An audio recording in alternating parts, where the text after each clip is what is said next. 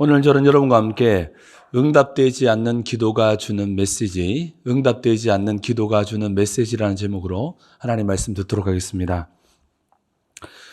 제가 주일부터 목이 심하게 쉬어서 대화하기도 좀 어려웠는데요. 오늘까지 회복이 안 돼서 좀 목소리가 좀 탁한 점 이해를 부탁드리겠습니다. 사람들이 왜 목이 쉬었는지 물어봅니다. 근데 사실 제가 생각해 보니까 좀 헷갈리더라고요. 금요 부흥 집회 때 기도를 열심히 해서 쉰 것 같기도 하고, 감기가 와서 쉰 것 같기도 하고, 처음에는 그냥 감기라고 생각했는데, 열도 안 나고, 혹시 기도 열심히 해서 쉰 건가라는 생각도 들기도 하고 한데, 여러분들은 뭔 것 같습니까? 예, 그거 듣고 싶었습니다. 예, 좋습니다. 기독교 변증학자 C.S. 루이스는 기도의 핵심은 응답될 수 있고 거절될 수 있다는 점에 있다. 기도의 핵심은 응답될 수 있고 또 거절될 수도 있다는 데 있다. 지혜가 무궁무진하신 하나님께서 어리석기 한량 없는 피조물의 요청을 들어주신다고 할 때 거절할 수도 있는 것이 당연하지 않은가? 언제나 응답을 받아내는데 성공한다는 건 기독교 교리가 아니다. 오히려 마술에 가깝다. C.S. 루이스가 기도 응답에 대해 말하면서 아주 중요한 개념 하나를 제시하는데요. 이 기도 응답, 하나님이 우리에게 주시는 기도의 응답, 피조물에게 주셨던 이 기도의 응답을 이해하기 위해서는 중요한 개념 하나를 가지고 나옵니다. 그것은 기도 응답을 이해하기 위해서는 반드시 우리가 누구인지를 알아야 하는데요. 기도 응답, 하나님께서 응답하시는 기도의 응답을 이해하기 위해서는 우리가 피조물이라는 사실을 인식해야 한다라고 먼저 말합니다. 기도 응답은요, 피조물이 창조주께 기도하는 것임을 잊지 말아야 한다는 것이죠. 기도에 대한 응답을 이해하기 위해서는 반드시 우리가 누구고 기도하는 대상이 누구인지를 인식하는 데서부터 시작된다는 것입니다. 반드시 우리가, 기도하는 우리가 피조물에 불과하다는 전제 속에서 기도를 이해해야 한다는 것이죠. 여러분, 고난 속에 있었던 욥, 여러분 욥에게 주셨던 궁극적인 메시지가 뭘까요? 욥기서는요, 욥의 세 친구와 엘리바스와의 대화를 주로 기록하고 있죠. 그렇다면 하나님께서 이 고난 속에 있는 욥에게 주신 궁극적인 메시지는 무엇일까요? 욥과 그 친구들은요, 모두 하나님을 잘 안다고 생각했고 또 고난을 잘 안다고 생각해서 서로 주고받고 이야기를 했습니다. 그리고 고난을 나름대로 해석했습니다. 그런데 욥기서가 주는 결론이 무엇입니까? 하나님을 잘 안다고 생각하는 그것이 바로 하나님을 모르는 것임을 알려줍니다. 하나님을 잘 알고 하나님 뜻을 잘 안다라고 서로 그렇게 많은 장을 할애하면서 서로 토론하고 논쟁하는데 하나님을 잘 안다고 생각하는 그것이 하나님을 모르는 것이라고 말합니다. 욥기서의 결론 부분에 하나님이 등장하죠. 엘리바스 이후에 하나님이 등장하시는데요. 그동안의 모든 침묵을 깨시고 욥에게 무엇을 알려주십니까? 고난은 어떤 간단한 섭리가 아니라 하나님의 무궁하신 지혜와 몇몇 사람의 섭리가 아니라 우주적인 섭리에서 진행됨을 알려줍니다. 그러니까 우주에 있는 별이 어떻고 생물이 어떻고 막 설명을 합니다. 하나님께서. 이것은 피조물의 영역이 아닌 신의 영역이라는 것이죠.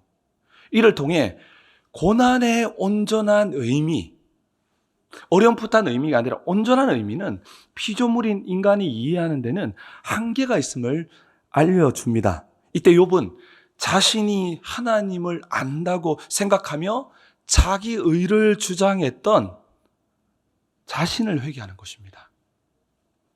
뭐라고 얘기합니까? 제가 자막을 좀 준비했는데요. 우리 회개의 장면 한번 읽어볼까요? 욥기 42장 3절, 4절, 5절입니다. 우리 한번 같이 한번 읽겠습니다. 3절 시작. 무지한 말로 이치를 가른 자가 누구이까? 나는 깨닫지도 못한 일을 말하였고 스스로 알 수도 없고 헤아리기 어려운 일을 말하였나이다.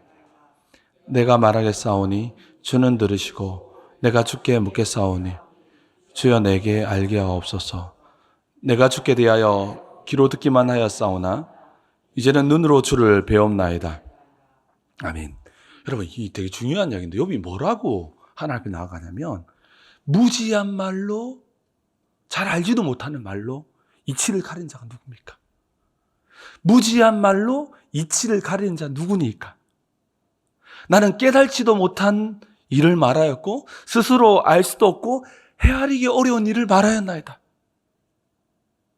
욥은 그 많은 논쟁 속에서는 나 잘 안다. 고난은 이런 것이다. 나는 이렇기 때문에 어려움 당한 것이고 너네들 말 틀렸다라고 하면서 서로 자기가 하나님을 잘 안다라고 서로 논쟁하며 논쟁했습니다. 그때 하나님께서 뭘 말씀하시냐면 아주 어려운 말도 우주에 뭐 이렇게 이야기하면서 아주 하나님의 섭리는 우주적 섭리임을 욥에게 알려줄 때에 욥이 회개하는 겁니다. 아, 그렇구나. 나는 피조물이구나. 아, 그렇구나. 이 땅의 모든 섭리는 하나님의 우주적인 섭리 속에서 일어나는 일이구나. 그런데 그걸 가지고 눈에 보이는 어렴풋한 가지고 내가 하나님을 안다고 생각했던 이것이 내가 하나님 모르는 거였구나.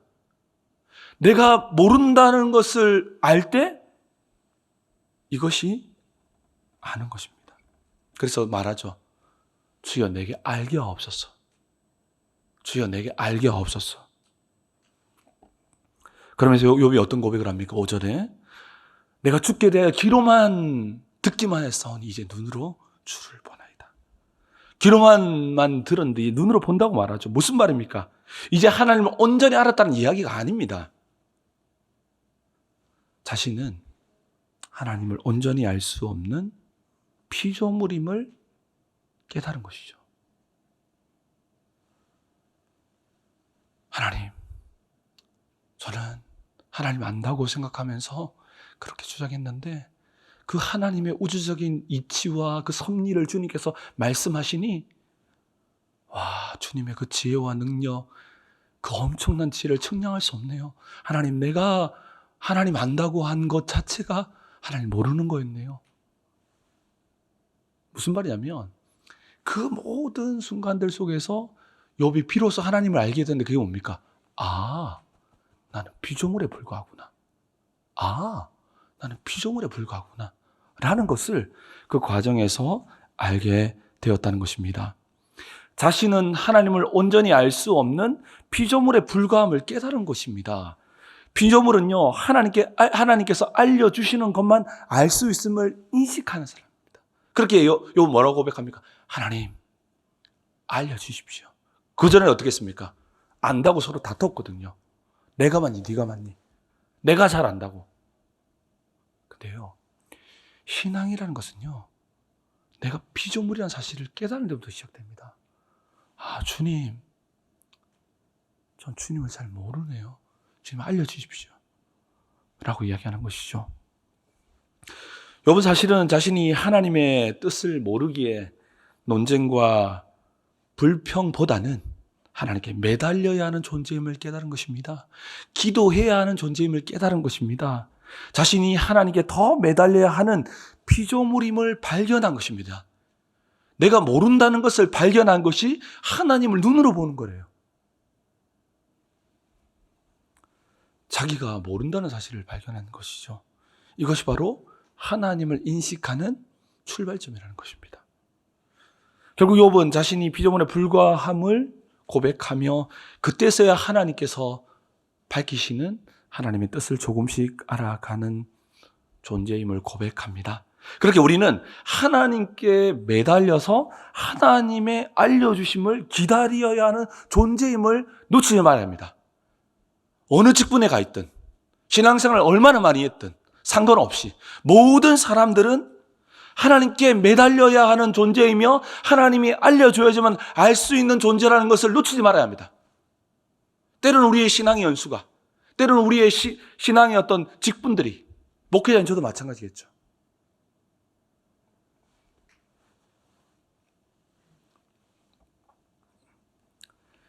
이것이 하나님을 아는 지식의 출발점입니다. 이때 비로소 어렴풋이 하나님께서 하나님을 보여주신다는 것이죠. 오늘 본문을 중심으로 해서 기도 응답이라고 하는, 우리가 기도할 때 너무나 중요한 것 아닙니까? 목사님, 저는 기도 응답 안 받아도 괜찮아요. 굉장히 그러면 안 되죠. 기도 응답은 너무너무 중요한 것입니다. 왜 기도합니까? 기도 응답을 받기 위해서 한 것 아닙니까? 그래서 기도 응답에 대해서 살펴보겠습니다.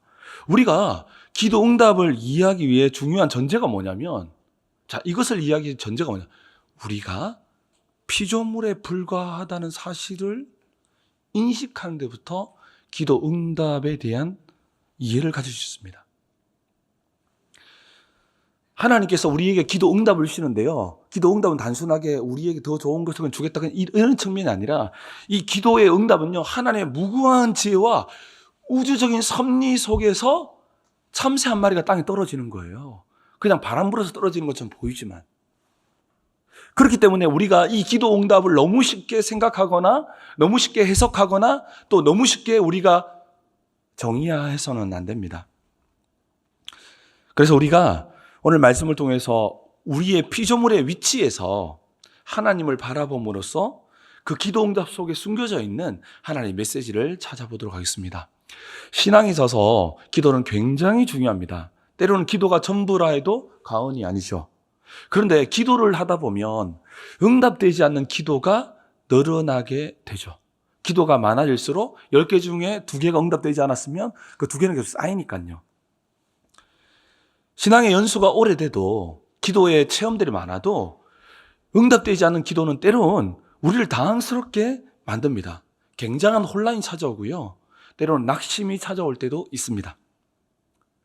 왜 우리가 기도가 응답되지 않을 때 혼란스럽습니까? 그것은요, 예수님께서 기도하면 다 응답될 것이라고 약속했기 때문입니다. 그냥 응답이 아니라 모든 기도에 응답될 것이라고 약속했습니다. 마태복음 21장 22절 말씀을 함께 읽어볼까요? 우리가 잘 아는 말씀이니까 같이 읽겠습니다. 시작.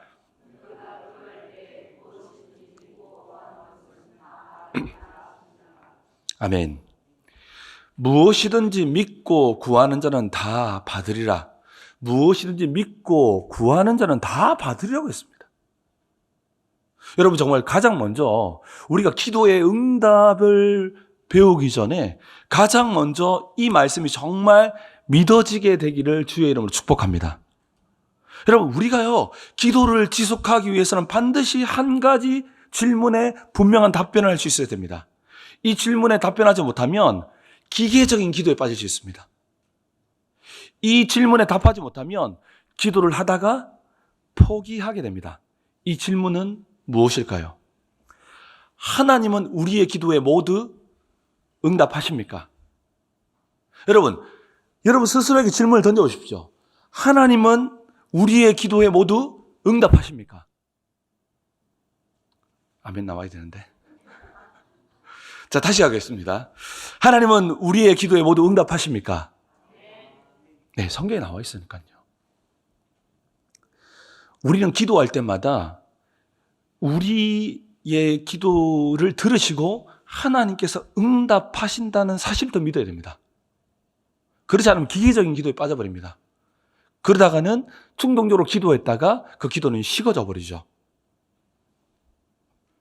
하나님은 우리의 기도를 들으시고 우리의 기도에 응답하기를 원하시고 응답하십니다. 중요한 것은 하나님께서 우리의 기도를 들으신다는 사실입니다.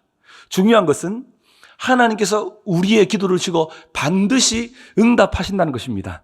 그런데 문제는 하나님께서는 피조물로서 측량할 수 없는 지혜와 섭리 속에서 응답하신다는 것입니다. 피조물 된 우리가 하나님의 모든 응답을 이해하는 데 한계가 있습니다. 그렇게 하나님께서 알려주셔야 됩니다. 이때 중요한 전제를 놓치지 말아야 합니다. 그것은요, 하나님은 우리의 모든 기도에 응답하신다는 것입니다. 여러분 정말 이 사실을 믿으시기 바랍니다. 그렇다면 하나님께서 어떻게 응답하십니까? 4가지 형태로 응답하시죠. 영어로 하면 3개는 쉬우니까 yes, no, wait. 또 하나는 alternative라고 하는 단어인데요. 대체해서, 대안으로 다른 것을 응답하시죠. yes, no, wait, alternative라고 하는 이 단어를 기억하십시오. 하나님은 yes, no, wait, alternative라고 하는 것으로 응답하십니다. alternative는 다른 것으로 응답하신다. 우리가 아는 내용들이죠. 하나님께서는 분명하게 응답하십니다. 하나님께서 우리가 기도하는 것을 들으시고 창조적인 판단을 통해서 yes, no, wait, alternative, 대안적인 응답을 하고 계시다는 것입니다.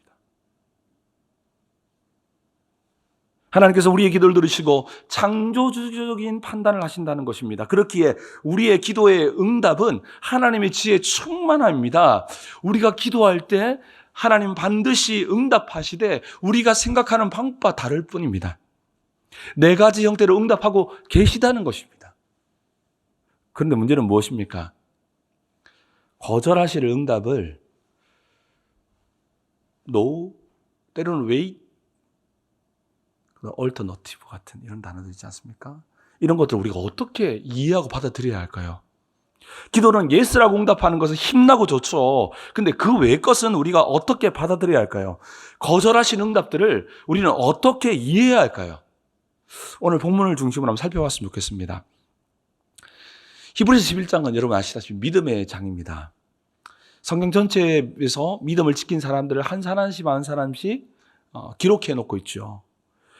믿음을 지킨 자들의 어떤 결론적인 모습들을 말하고 있는 본문이 오늘 읽었던 본문인데요.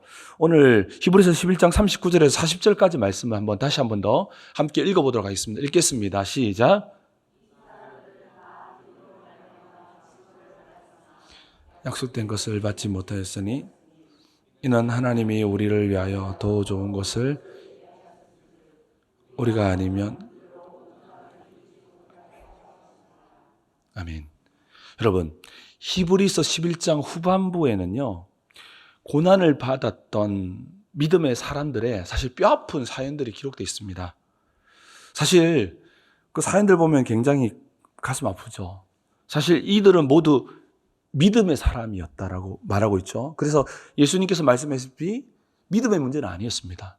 너희가 믿고 기도하면 다 받는다고 말씀했지 않습니까? 그러면 일반적인 사람들이 이렇게 말하고 있는데 믿음이 없어서 응답받지 못했다고. 근데 오늘 이 본문에서 보면은 믿음의 사람들이었습니다. 그럼 믿음의 문제는 분명히 아니었습니다. 그들은 믿음의 삶을 살았지만 뼈아픈 사연들이 기록되어 있습니다. 이들은 모두 믿음의 사람들이었고 기도의 사람들이었습니다. 그런데 문제는 이 믿음의 사람들이 하나님께 기도했지만 거절의 응답을 받았습니다. 사실은 그 기도한 대로 응답받지 못했던 부분들이 있었다는 것이죠. 근데 더 중요한 사실, 그런데 그것이 영광스러웠습니다. 그들은 조롱을 당하고 채찍질을 당하고 환난과 가난 속에서 여기저기 도망 다녔습니다. 문제는 이들은 기도의 사람이었다는 것입니다. 그들의 기도의 중심은 분명히 하나님 이 어려움과 환난이 떠나게 도와주십시오라고 분명히 그 기도가 있었을 것입니다.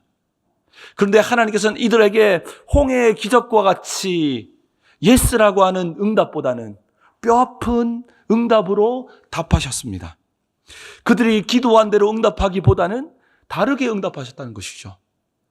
이들의 인생의 여정에 살펴보면 응답받지 못한 기도, 우리가 지금 기도했지만 때로는 하나님께서 노라고 했거나 웨이시라고 했던 이러한 기도에 대한 응답들에 대한 하나님의 메시지를 찾아볼 수 있습니다.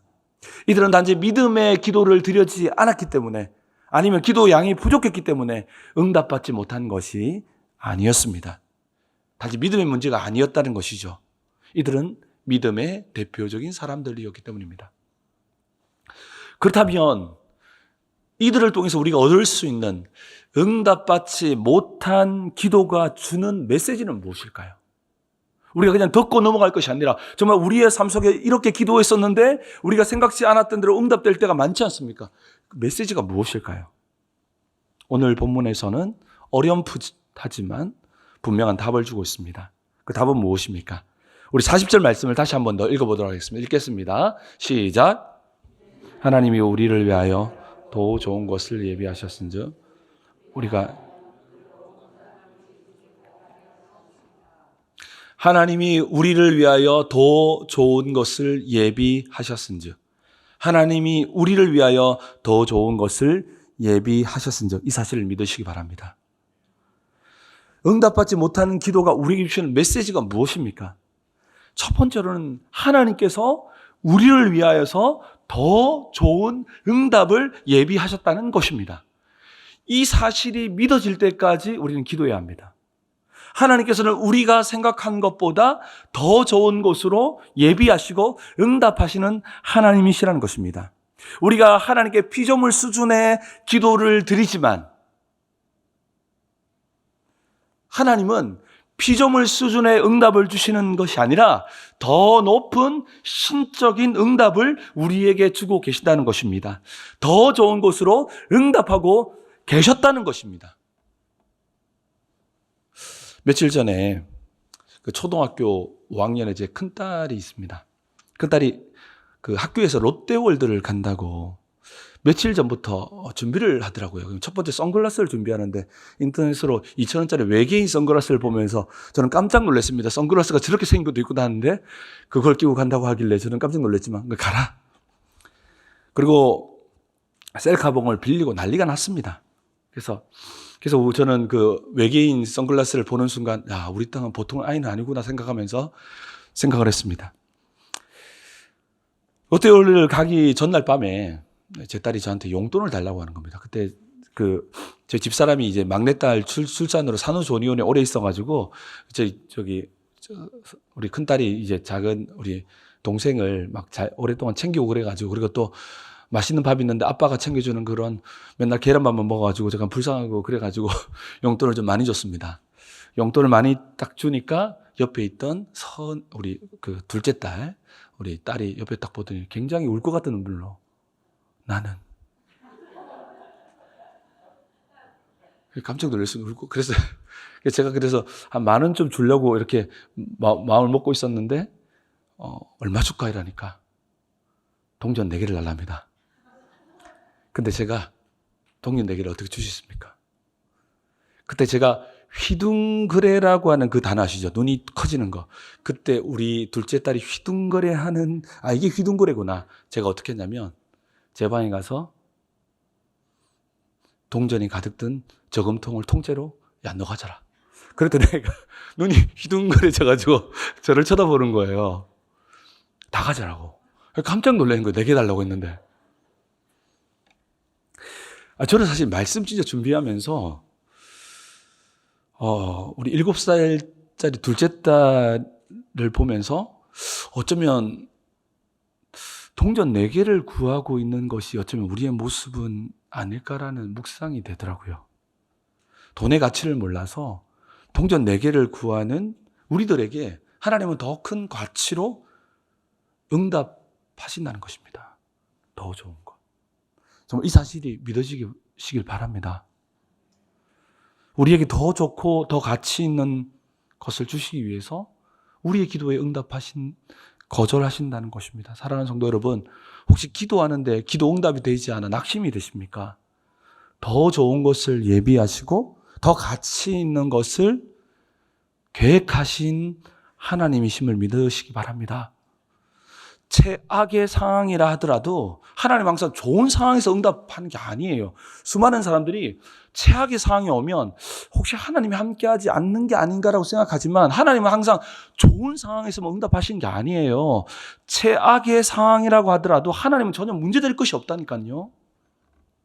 하나님의 응답은요, 최악의 상황에서도 이루어질 때가 많습니다. 분명한 사실은 하나님은 우리의 기도에 하나님의 방법으로 응답하시지만 더 가치 있고 더 좋은 것으로 응답하고 있음을 믿으시기 바랍니다.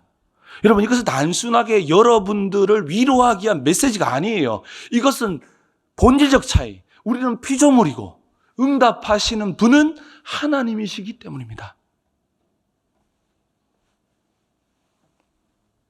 어쩌면 최악의 그 자리가 오랫동안 기도했지만 나아지지 않는 그 자리가 하나님이 우리에게 더 좋은 것을 주시는 현장일 수 있다는 것이죠. 그러니까 낙심만 하지 말라는 것입니다. 버티기만 하면, 조금 더 있으면 더 좋은 하나님의 계획이 드러날 수 있다는 것이죠. 그렇기에 우리는 기도를 멈추지 말아야 합니다. 왜냐하면 최악의 상황도 응답의 현장일 수 있기 때문입니다. 왜냐하면 하나님은 우리를 향해서 더 좋은 것을 예비하시고 더 좋은 것으로 응답하시는 분이시기 때문입니다. 요나, 욥, 엘리야. 여러분, 이 세 사람의 기도를 하나님께 드렸는데 똑같은 기도가 하나인데 그게 뭔지 아십니까? 죽어주십시오. 요나도 그랬고요. 욥도 그랬고요. 엘리야도 그랬습니다. 근데 하나님께서는요, 이들이 기도한 대로 응답하지 않으십니다. 어떻게 하십니까? 더 좋은 하나님의 계획으로 이끄셨습니다. 이들에게 믿음의 선진조차도 어떻게 이런 최악이 올 수 있습니까? 어떻게 이런 최악이 하나님의 뜻 안에 있다고 말할 수 있습니까? 라는 속에서 낙심한 것 아닙니까? 그럴 수 있습니다. 괜찮습니다. 끝난 거 아닙니다. 끝날 때까지 끝난 거 아닙니다. 하나님은 더 좋은 계획으로 이끄신다는 것입니다.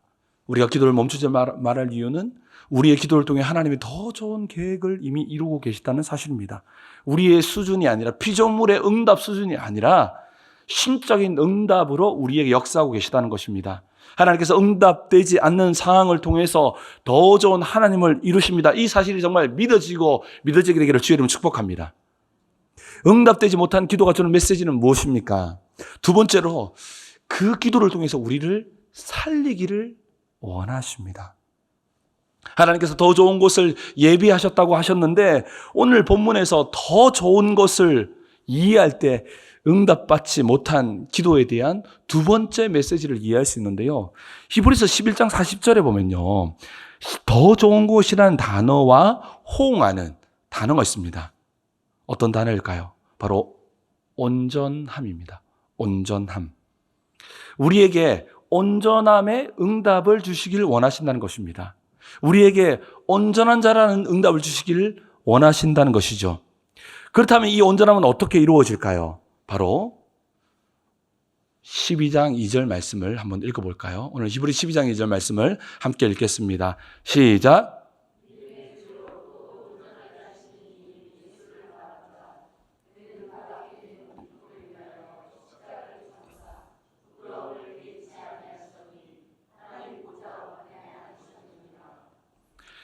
히브리서 기자는요, 더 좋은 온전함을 12장에서 연결해서 있는데요. 어디로 연결하냐면 그리스도 안에서 더 좋은 온전함이 이루어짐을 말씀합니다. 성경은 모든 기도가 우리가 생각한 방식으로 생각한 대로 응답된다고 말씀하진 않습니다. 도리어 우리가 전혀 생각지 못한 상황 속에서 하나님의 뜻이 이루어지 간다고 창세기부터 계속 말하고 있었어요. 하나님 반드시 응답하시는데요, 전혀 우리가 생각지 못한 상황 속에서 하나님 뜻을 이루어 가신다라고 말씀하고 있었습니다. 결국 전혀 생각지 못한 상황 속에서 우리는 혼란스럽고 넘어지고 하는데요, 하나님은 오래전부터 우리에게 전혀 생각지도 못했던 상황 속에서, 또 두려워하는 그 속에서 우리에게 하나님 뜻을 이루어 가는데요, 그 두려움 속에서 우리에게 뭘 요청하시냐면 예수를 바라보라. 예수를 바라보라고 말씀합니다. 응답되지 않는 그 기도의 두려움 속에서, 그 온전함을 이루지 못한 그 두려움 속에서 나아가는 우리에게 우리를 온전하게 하시는 그분, 예수를 바라보라라고, 궁극적으로 이 모든 것에서 우리를 예수께로 인도하는, 하나님의 친밀함으로 인도하는 것을 볼 수 있습니다. 이때 우리 안에 예수로 말미암아 온전함이 이루어진다. 이건 어떤 의미일까요? 살아난다는 것입니다. 살아난다는 것입니다. 하나님은요, 세상의 그 어떤 가치보다 무엇이 중요합니까? 여러분 기억하시죠? 한 영혼이 돌아올 때에 천국의 잔치가 벌어지고 한 마리 잃어버린 양을 위하여서 99마리를 두고 간다. 뭐가 중요합니까? 영혼. 남의 영혼만 중요한 게 아니라 우리 영혼이 살아나는 것이 너무 중요하다는 것입니다. 하나님은 그 기도 속에서 우리를 어떻게 인도하시냐? 우리를 살리고 있다는 것입니다. 우리로 하여금 그 두려움과 그 혼란 속에서 예수를 바라보게 함으로써, 주를 바라보게 함으로써 우리를 온전함으로 인도하는, 그 온전함은 뭘 말하는 것입니까? 우리가 살아나는 것입니다. 그 속에서 하나님의 사랑을 경험하고, 기도가 반복될수록 하나님의 사랑이 우리에게 드러나고 경험되는데, 그 사랑은 우리를 살리게 된다는 것입니다. 결국 응답되지 않는 그 의도적인 기도 속에서 우리가 하나님의 더 좋은 계획으로 인도받을 뿐 아니라 그 과정 속의 두려움과 혼란과 좌절 속에서 하나님 우리를 어디로 초대합니까? 온전함으로 초대하는데, 그 온전함은 예수를 바라보는 그 현장, 주를 바라보는 그 현장을 통해서 결국 무엇을 주기를 원하십니까? 여러분, 세상에서 가장 가치 있는 것이 무엇인지 아십니까? 돈? 집? 명예? 우리 영혼이 살아나는 것입니다. 하나님은 우리를 살리기를 원하십니다.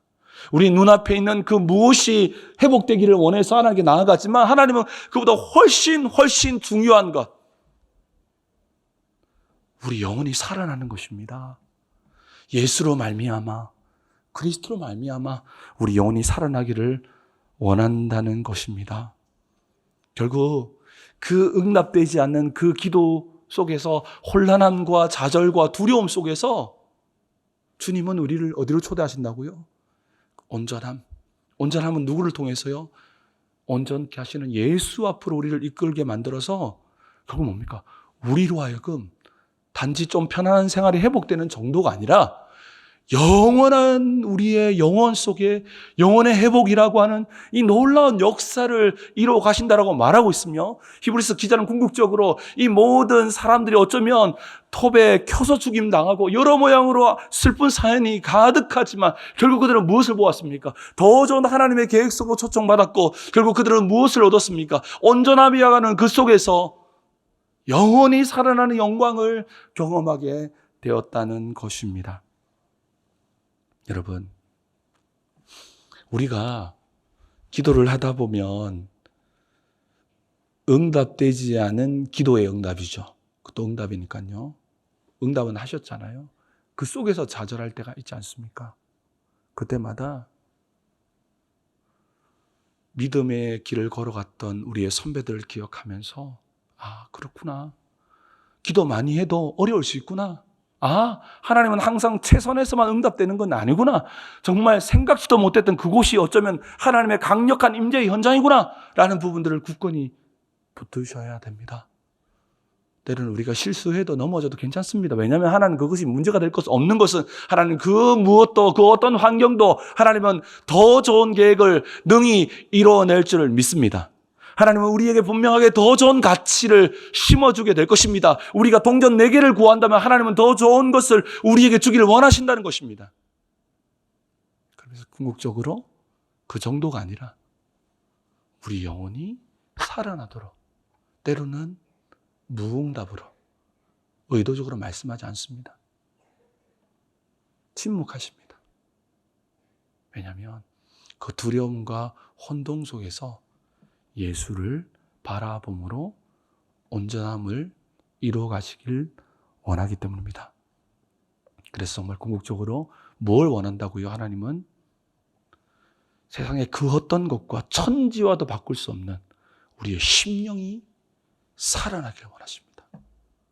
정말 이 사실을 붙들고 정말 우리가 기도를 통해서 우리의 심령이 살아나는 최고의 응답을 받는 우리 모두가 되기를 주의 이름으로 축복합니다.